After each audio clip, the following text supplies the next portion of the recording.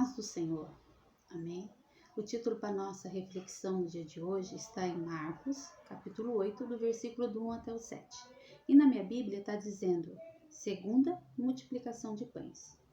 Naquele dia, havendo muito grande multidão e não tendo o que comer, Jesus chamou a si os seus discípulos e disse-lhe, tenho compaixão da multidão, porque há 3 dias que estão comigo e não tenho o que comer. E se os deixar ir em jejum para suas casas, desfalecerão no caminho, porque alguns deles vieram de longe. E os seus discípulos responderam, donde poderá alguém satisfazer de pão aqui no deserto? E perguntou-lhe, quantos pães tens? E disseram-lhe, 7.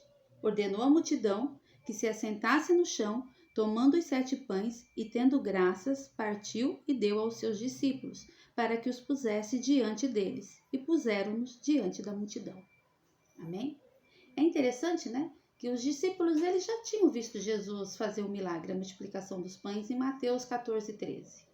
Eles tinham 5 pães e 2 peixes, para 5.000 homens, além das mulheres e além das crianças. E como? Né? Eles perguntam, da onde poderá alguém satisfazer de pão? É uma pergunta assim, tipo, quem pode fazer isso? Não tem padaria aqui perto, então como que a gente vai conseguir pães para todo mundo?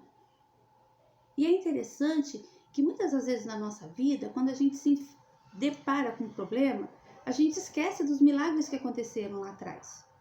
Nós temos, a psicologia ela não fala muito, né? Que a nossa mente acaba tendo uma tendência ao negativo. A gente esquece as coisas boas e só fixa no que é negativo. Que nem esses discípulos, eles viram a multiplicação. Mas o que eles fixaram? Quem vai conseguir fazer isso?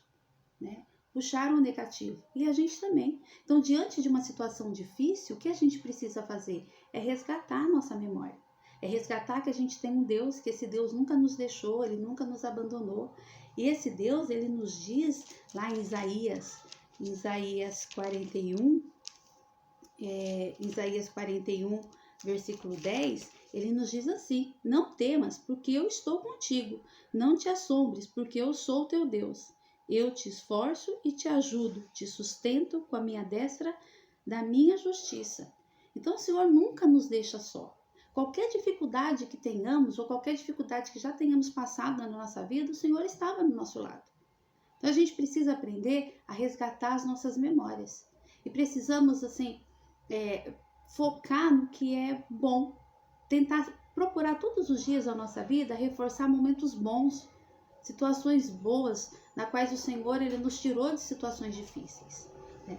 E também no Salmo 46, no versículo 1, ele diz assim, né? Deus é o nosso refúgio, a fortaleza, socorro bem presente na angústia. O Senhor está conosco o tempo todo.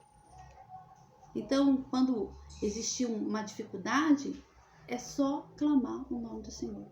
É só se acalmar para poder ouvir a voz do Senhor. Porque Ele já fez milagres na nossa vida. Não existe uma pessoa que não tem o milagre do Senhor. E a gente precisa parar de ficar lembrando de coisas só negativas.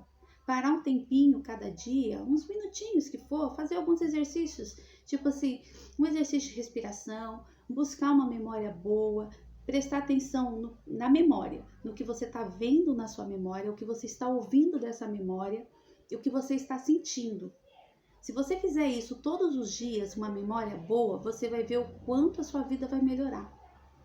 Porque a gente o cérebro da gente começa a andar em sintonia com coisas boas. A gente começa a ver coisas boas, a gente começa a se acalmar, parar aquele tumulto, aquela gritaria que tem no nosso inconsciente de muitas vozes falando ao mesmo tempo.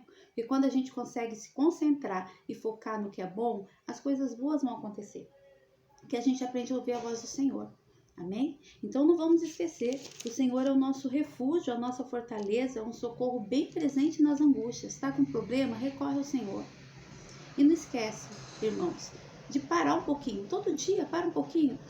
Respira umas 3 vezes, solta. E depois tenta lembrar de algum momento de dificuldade onde o Senhor foi o socorro presente na sua vida.